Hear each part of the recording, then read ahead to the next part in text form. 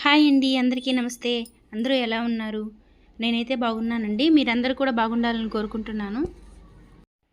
ఈ వీడియో వారాహి అమ్మవారి నవరాత్రులప్పుడు తీసిన వీడియో అండి. మామూలుగా అమ్మవారిని ఆవాహన చేయాలి అని అంటే పీఠం పెడతాం కదండీ! పీఠం పెట్టే ముందు నేను ఇలాగా పసుపు, పంచితం ఉంటే పంచితము 2 కలిపి ఇలా అలికేసి దానిపైన బియ్యం పిండితో ముగ్గు వేస్తానండి. ముగ్గు వేసిన తర్వాత దానిపైన ఈ స్టూల్ వస్తుంది. స్టూల్ పైన కూడా కొంచెం పసుపు నీళ్లు చల్లి దీనిపైన కూడా ముగ్గు వేస్తాను. ముగ్గు వేసి పసుపు, కుంకుమ పెట్టేసి ఆ తర్వాత అమ్మవారిని పీఠం పైన కూర్చోబెడతానండి. దీనిపైన క్లాత్ వేసేసి అంటే ఆరిపోవాలి. ఆరలేదంటే లైట్‌గా ఫంగస్ లాగా ఫామ్ అవుతుంది. ఆరిన తర్వాత పైన క్లాత్ వేసుకోవాలండి. యాక్చువల్‌గా అయితే నేను ఈసారి వారాహి నవరాత్రులకి అమ్మవారి పటం పెట్టుకొని చేసుకోవాలనుకున్నానండి. ఎందుకంటే కొంచెం బిజీగా ఉండింది ఆ టైంలో. అంటే డీఎస్సీ ఎగ్జామ్స్ అయిపోవడము, నేను వేరే కాలేజ్‌లో జాబ్‌లో జాయిన్ అయ్యానండి. దాంతో 2 మేనేజ్ చేసుకోవడం కష్టమవుతుంది అని చెప్పి అమ్మవారి పటం పెట్టుకొని నిత్య పూజలాగా చేసుకుందాం అనుకున్నాను. అయితే మా వారికి చెప్పానండి అదే విషయం. చెప్తే లేదు, ముందు ఇంతకుముందు ఎలా పెడుతున్నావో అలాగే పెట్టు అన్నారు. ఇంకా సరేలే అలాగే పెడదాము అని అనుకున్నానండి. అంటే అమ్మవారిని మనం ఆవాహన చేసి కూర్చోబెట్టాలి అనంటే అమ్మవారిని తయారు చేసుకోవాలి కదండీ! ప్రతిరోజు చీర మార్చుకోవడం ఇలా చేయాలి. ఒకే చీరలో కూడా ఉంచుకోవచ్చండి. అలా ఏం లేదు. అంటే ప్రతిరోజు చీర మారవాలని ఏం లేదండి. కానీ నేను ఇంతకుముందు పెట్టినప్పుడంతా కూడా ప్రతిరోజు చీర మారుస్తూ ఉన్నాను. కాకపోతే it is a time taking process అండి. కొంత సమయం అయితే పడుతుంది. సో, దానివల్ల నేను పటం పెట్టుకొని పూజ చేసుకోవాలనుకున్నాను. కానీ మా వారు చెప్పిన తర్వాత అమ్మవారిని పెట్టుకున్నానండి. కాకపోతే పద్మాసనంలో కూర్చోబెట్టకుండా అమ్మవారిని నిల్చున్నట్లుగా పెట్టానండి. మనకి కొంచెం ఈజీగా అయిపోతుంది, తొందరగా అయిపోతుందని. అయితే ఎవ్రీడే అయితే చీర మార్చలేదు. 3 డేస్‌కి ఒకసారి శారీ మార్చానండి. ఈసారి మా వారిని కూడా ఇబ్బంది పెట్టదలుచుకోలేదు. అందుకే నేను ఒక్కదాన్ని కూర్చొని శారీ అమ్మవారికి మార్చేదాన్నండి. 1, 2 సార్లు మాత్రం మా బాబు హెల్ప్ చేశారు. అంటే అమ్మవారికి చీర కట్టేటప్పుడు ఎవరినో ఒకరు పట్టుకోవాల్సి ఉంటుంది జరిగిపోకుండా. అప్పుడు మాత్రం హెల్ప్ చేశారు. ఇదిగోండి, ఫైనల్‌గా అయితే అమ్మవారిని ఇలా రెడీ చేశానండి. ఎలా ఉందండి? బావుందా? నాకైతే నచ్చింది. మీకు కూడా నచ్చుతుందని అనుకుంటున్నాను. అయితే మామూలుగా అమ్మవారికి చెవులకి నేను కమ్మల్లాగా పెట్టేదాన్నండి. అంటే జుంకీల్లాగా ఉంటాయి కదా, బుట్ట కమ్మల్లాగా అవి పెట్టేదాన్ని. తర్వాత పైన చెవులకి పైన తాటంకాల్లాగా పెట్టేదాన్ని. ఈసారి అయితే నాకు ఆ గమ్ దొరకలేదండి. నేను ఇంకా తిరుపతికి వెళ్ళి తెచ్చుకునే టైం లేక తెచ్చుకోలేదు. వేరే గమ్ ఒకటి దొరికితే దాన్ని తీసుకొచ్చాను. అయితే అమ్మవారికి ఆ జుంకీలు అనేది ఈసారి సెట్ అవ్వలేదండి ఎందుకో కానీ. అందుకని అవి పెట్టలేదు. ఇక తాటంకాలు పెడదామని చెప్పి అమ్మవారికి 2 పక్కల 2 తాటంకాలు పెట్టాను. కొంతసేపటి తర్వాత చూస్తే అందులో ఒకటి లేదండి. అది ఆ గమ్ సరిగా అతుక్కోక కింద పడిపోయింది.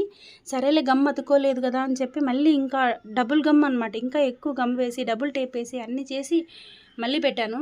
మళ్ళీ పెట్టిన తర్వాత ఈసారి ఎంత గట్టిగా అతికించి పెట్టానో అంతే ఫోర్స్గా పసుపు, కుంకుమ పెట్టుంటాం కదండి, పసుపులో పడి పసుపంతా చిందిందండి.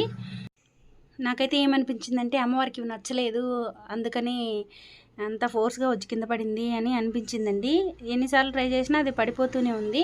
అందుకని ఇంకా మళ్ళీ అవి అయితే పెట్టలేదు. సో, ఫస్ట్ డే కాబట్టి మా అమ్మవారికి అలంకారం అంతా చేసేసిన తర్వాత ఖచ్చితంగా నేను ఫస్ట్ డే కాబట్టి పూలమాల వేయాలనుకున్నానండి. నాకంటే ముందు మా వారే చెప్పారు. మా వారే ఈ పూలమాల అల్లించుకుని తీసుకొని వచ్చారండి. ఈ మధ్య ఎక్కువగా యూట్యూబ్‌లో అంతా కూడా వారాహి అమ్మవారికి పూజ చేయకూడదు అది ఇది అని చెప్పి ఎక్కువగా చెప్తూ ఉన్నారండి.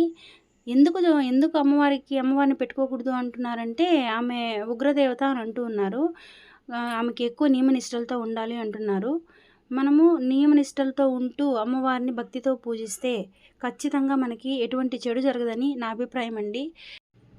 ఏ ఉగ్రదేవత అయినా కానీ, ఎంత ఉగ్రదేవత అయినా కానీ ఎప్పుడు కూడా బిడ్డలకి అమ్మ అమ్మే. నేను దీన్ని నమ్ముతానండి. అందుకే నాకైతే ఎటువంటి భయం అనిపించలేదండి. ఒక అమ్మలాగా అమ్మవారిని చక్కగా అలంకరించి అమ్మవారికి పూజ చేసుకోవాలనిపించింది. నాకున్నంతలో అమ్మవారికి అలంకరించుకొని అమ్మవారికి ప్రసాదం అవి చేసుకొని, ఈసారైతే నేను ఎక్కువగా ప్రసాదాలైతే తయారు చేయలేదు. ఎందుకంటే అప్పటికే నాకు కొంచెం హెల్త్ ప్రాబ్లం ఉండిందండి. దానివల్ల నేను కొంచెం అంటే ప్రసాదాలు కాకుండా ఫ్రూట్స్ లాంటివి పెడుతూ ఉన్నాను. దానిమ్మ గింజలు రెగ్యులర్గా పెడుతూ ఉన్నాను. దాంతోపాటు గెనిసిగడ్డ పెడుతూ ఉన్నాను. మా ప్రసాదం చేయలేనప్పుడు పాలల్లో కొంచెం యాలకులు వేసి అమ్మవారికి దాన్ని నైవేద్యంగా పెట్టేదాన్నండి. నేను కాలేజీలో జాయిన్ అయ్యానని చెప్పాను కదండి. దాన్ని మేనేజ్ చేసుకుంటూ ఇంట్లో మేనేజ్ చేసుకుంటూ ఉండాలంటే కష్టమని కొంచెం ఈజీగా ఉండే ప్రసాదాలు చేస్తూ ఉన్నాను. అయితే నాకు కొంచెం బ్యాక్ పెయిన్ కూడా వస్తూ ఉండిందండి. ఈ విషయం ఇప్పుడు ఎందుకు చెప్తున్నానంటే ఈ నవరాత్రుల తర్వాత దీంతో నేను చాలా సఫర్ అయ్యాను. ఈ వీడియో మీకు ఎడిటింగ్ చేసి కూడా అంటే ఎప్పుడో తీసిన వీడియో అండి. ఇది నేను చాలా రోజుల తర్వాత ఎడిటింగ్ చేస్తూ ఉన్నాను. ఈ ప్రాబ్లం అనేది దీని గురించి ఆల్మోస్ట్ అందరికీ తెలిసే ఉంటుంది. సయాటికా ప్రాబ్లం అని వినుంటారు. నేనైతే ఫస్ట్ అది కేవలం కాలు నొప్పి, నడుము నొప్పి అనుకున్నానండి. తర్వాత అది చాలా ఇబ్బంది పెట్టింది నన్ను. యాక్చువల్గా నేను అమ్మవారికి పెట్టాలనుకున్న తాటంకాలు చూపిస్తాను చూడండి. ఇదండి, ఇవి పెట్టాలనుకున్నాను. ఎంత పెడుతున్నా కానీ అమ్మవారికి నిలబడలేదు, కింద పడిపోతూనే ఉన్నాయి.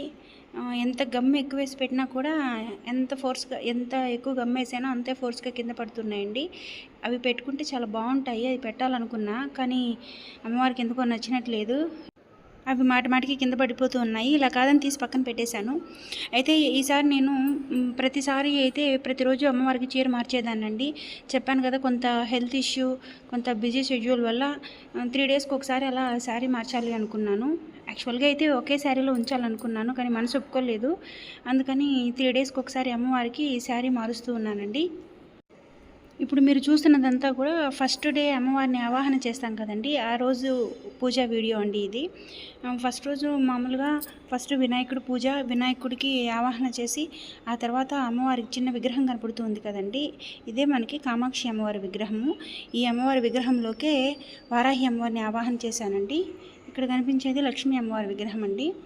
నేను మామూలుగా ఏ నవరాత్రి చేసుకున్న ఈ విగ్రహాలన్నీ పూజలో పెట్టుకుంటాను. ఇవన్నీ పూజకి సిద్ధం చేసుకున్న వస్తువులు. తర్వాత అమ్మవారిని ఇలా అలంకరించుకొని మాల వేసుకున్నానండి. మార్నింగ్ అయితే నేను అమ్మవారిని ఆవాహన చేసేసరికి దగ్గర నాకు ఆఫ్టర్నూన్ అయిపోతుంది. అది ఫస్ట్ డే మాత్రమే. మిగిలిన అన్ని రోజుల్లో ఎలా ఉంటుందంటే మార్నింగ్ కొంచెం తొందరగానే పూజ అయిపోతుందండి. ఈసారి ఎవరిని ఇబ్బంది పెట్టకూడదని నేను ఒకటే అలంకారం చేసుకోవాలనుకున్నానండి. మామూలుగా మా వారు హెల్ప్ చేసేవాళ్ళు. అయితే ఇంకా తను కాలేజ్ నుంచి వచ్చేప్పటికి తను కూడా అలసిపోతారు కదండి, అందుకని నేనే అమ్మవారికి అలంకారం చేసుకున్నాను. అయితే ఈసారి అమ్మవారిని పద్మాసనంలో కూర్చోబెట్టలేకపోయాను, నిలబడుకున్నట్టు అలంకారం చేసుకున్నానండి. నాకైతే బాగానే వచ్చినట్లు అనిపించింది. మరి అలంకారం ఎలా వచ్చిందో మీరే చెప్పాలి. నాకు అమ్మవారిని కానీ పూజా విగ్రహాలను కానీ మంచిగా అలంకరించడం అంటే చాలా ఇష్టం అండి. నేను కూడా అంతగా రెడీ అవ్వను, కానీ అమ్మవారిని కానీ పూజ చేసేప్పుడు దేవుళ్ళను కానీ చాలా చక్కగా అలంకరించుకుంటానండి. సో ఫస్ట్ డే పూజ అయితే ఇలా అయిపోయిందండి. ఇంకా సెకండ్ డేకి నేను అమ్మవారికి మాల తీసుకురాలేదు.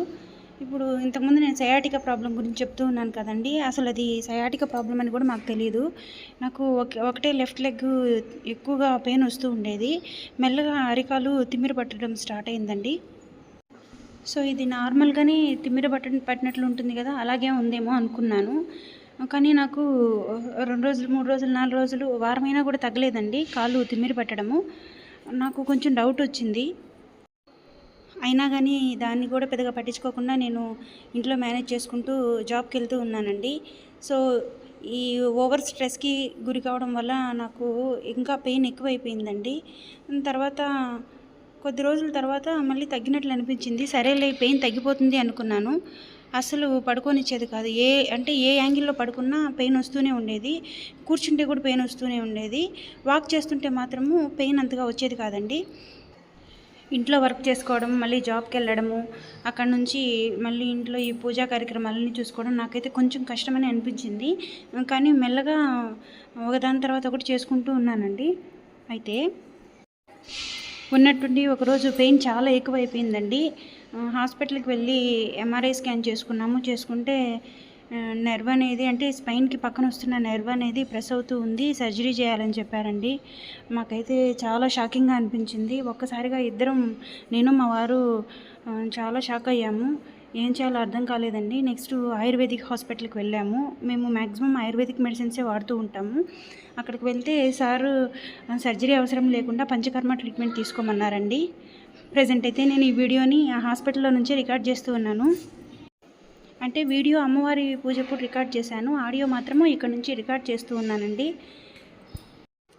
ఇకపోతే సెకండ్ డే అమ్మవారిని ఇలా అలంకరించుకున్నాను. అమ్మవారి చేతిలో ఉంది కదా జపమాల, దాన్ని తీసుకొని నేను ప్రతిరోజు 108 నామాలు అమ్మవారివి ఓం శ్రీ వారాహి దేవి నమః అని చెప్పి చదువుకుంటూ ఉండేదాన్ని. తర్వాత వారాహి అమ్మవారి స్తుతి, అమ్మవారి శ్లోకము, మూలమంత్రము ఇవన్నీ కూడా ఈవినింగ్ చదువుకునేదాన్నండి. ఈవినింగ్ అయితే హడావిడి లేకుండా ఉంటుంది కదా. సో ప్రతిరోజు ఇంకొకటి కూడా చెప్పలేదు మీకు, ప్రతిరోజు అమ్మవారికి పానకం నైవేద్యంగా ఏది పెట్టినా పెట్టకపోయినా పానకం నైవేద్యంగా పెట్టేదాన్ని. బెల్లం ముక్క కూడా పెట్టేదాన్నండి. మన వీలుని బట్టి నైవేద్యం అనేది పెట్టుకోవచ్చు. నాకైతే ఒకటి అర్థమైందండి, క్షణం తీరిక లేకుండా ఇంట్లో పనులు బయట పనులు అన్నీ చూసుకుంటూ మన ఆరోగ్యాన్ని కనుక విస్మరించామంటే నా పరిస్థితి మీకు కూడా వస్తుంది. నేను అందరి ఆడవాళ్ళకి చెప్పేది ఒకటేనండి, ఇంట్లో వర్క్ అనేది ఎంత ఉన్నా కానీ మనకంటూ కొంచెం రెస్ట్ అనేది ఉండాలి, తప్పనిసరిగా ఉండాలి. ఇంట్లో వాళ్ళు కోఆపరేషన్ కూడా ఉండాలి. అది ఇంట్లో వాళ్ళని బట్టి ఉంటుందండి. దాన్ని అయితే నేను ఏం చెప్పలేను. మనమైతే ఖచ్చితంగా కాస్త రెస్ట్ కూడా తీసుకుంటూ ఉండాలి. రెస్ట్లెస్గా మాత్రం వర్క్ చేయొద్దు. నేను అలా చేసి చాలా లాస్ అయ్యాను.